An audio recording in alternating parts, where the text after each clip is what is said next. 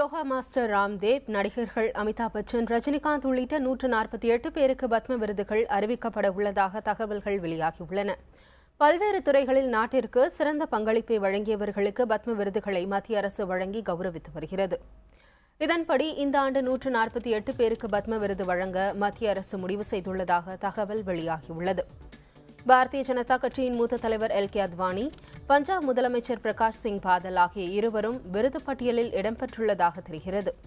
Yoga master Ramdev, Sri Ravishankar, நடிகர்கள் திலீப் குமார், அமிதாப் பச்சன், ரஜினிகாந்த், திரைப்பட இயக்குநர் சஞ்சய் லீலா பன்சாலி உள்ளிட்டோரும் விருது பட்டியலில் இடம்பெற்றுள்ளதாக கூறப்படுகிறது.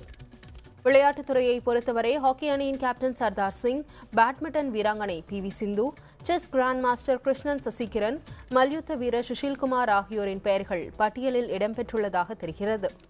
இஸ்ரோ விஞ்ஞானிகள் அருணன், சிவ்குமார் ஆகியோருக்கும் பத்ம விருதுகள் வழங்கப்பட உள்ளதாக தகவல்கள் வெளியாகியுள்ளன.